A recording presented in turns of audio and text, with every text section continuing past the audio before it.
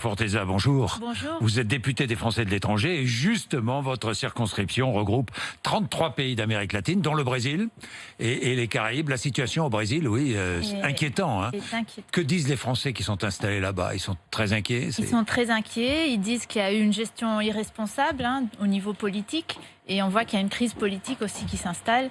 On a dû beaucoup travailler pour rapatrier des Français, des touristes qui étaient à la rue parce que les hôtels fermaient. Donc ça a été une lourde charge en début de crise. Bien, Paula Forteza, vous êtes là parce que vous faites partie de ces députés.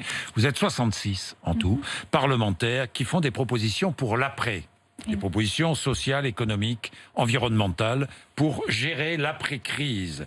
D'abord, dites-moi, est-ce que ce sont les prémices de la création d'un autre... Parce que vous étiez à La République En Marche, vous, Paula Forteza. J'étais à La République En Marche, j'ai quitté. Aujourd'hui, vous avez quitté. Aujourd'hui, vous êtes non inscrite? Je suis non inscrite aujourd'hui. Bon, vous êtes regroupés. Est-ce que va naître un nouveau groupe parlementaire?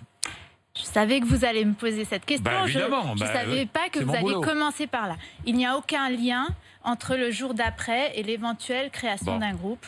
Aujourd'hui, ce n'est pas d'actualité. Ce n'est pas d'actualité, là. Il n'y a pas eu d'annonce. Parce que j'ai vu ça dans les journaux. Hein. Mais il y a beaucoup de mousse avec très peu de savon. Vous savez, aujourd'hui, il n'y a pas d'annonce, il n'y a pas de lancement de groupe. Donc revenons à l'actualité. Aujourd'hui, il s'agit de cette consultation et des résultats de la consultation. Paula Forteza, d'abord l'actualité, c'est moi qui pose des questions ici. Bon, mais Paula Forteza, donc aujourd'hui, il n'y a pas de groupe. On est d'accord? Pas de constitution de nouveau groupe. Il n'y a pas de groupe. Aujourd'hui. Bon, nous verrons plus tard. Paula Forteza, consultation en ligne, donc intitulée Le jour d'après, lancée début avril par 66 parlementaires, dont vous, sur les attentes des Français pour sortir au mieux de la crise engendrée par l'épidémie.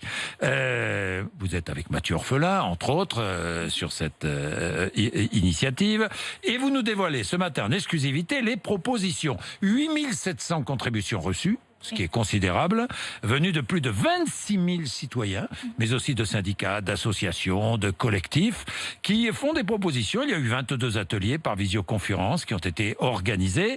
Alors, vous vous engagez à porter ces mesures dans un plan d'action post-crise, c'est-à-dire à déposer des amendements, j'imagine. Porter des PPL, des propositions de loi, déposer des amendements, porter ça auprès du gouvernement, bien entendu. Bien entendu. Alors, je prends les listes. On y va. Santé, parce que nous la dévoilons ce matin ensemble. Santé, faire de l'hôpital une priorité nationale. On veut ça. Passons, parce que oui. Bon. Reconnaître les soignants en commençant par une revalorisation de 200 € par mois. Ça, c'est important. Ça, c'est très important. On ne peut pas avoir des personnes qui ne comptent pas leurs heures, qui sont au contact de la mort au quotidien, qui plafonnent à près de 2 000 € en fin de carrière. Ce n'est pas digne. Donc nous, on propose une revalorisation de 200 €. Et il ne faut pas oublier que c'est des professions très féminisées aussi. Oui. Donc il y a une question de genre derrière. Bien, 200 €. Bon, et l'histoire, j'ai vu d'autres députés qui proposaient de permettre aux salariés de faire un don de congés payés ou RTT sous forme de chèques vacances au personnel soignant. Vous en pensez quoi ? Je pense que ce n'est pas la bonne voie. Je pense vraiment que c'est une question de revalorisation de salaire, d'égalité, de justice sociale, de revalorisation de ces filières qui ont été en première ligne pendant la crise. Bien, dans vos propositions, il y en a qui sont un peu des vœux pieux, prévenir plutôt que guérir en incitant les changements alimentaires des Français ainsi que l'activité physique. Bon, garantir non, mais vous savez, c'est très important. Oui. Aujourd'hui, 1 € qu'on investit dans de la prévention équivaut à 14 € en 2025 en curatif. Donc il faut vraiment faire ce changement de paradigme. C'est très important. Bien. Ouvrir 200 000 postes supplémentaires en 3 ans dans les EHPAD. Bon, la sobriété. Encourager le télétravail pour limiter l'empreinte carbone des trajets domicile-lieu de travail. On sait ce qui est fait aujourd'hui. Mais comment aller plus loin ? On a découvert pendant le confinement que le télétravail pouvait être efficace.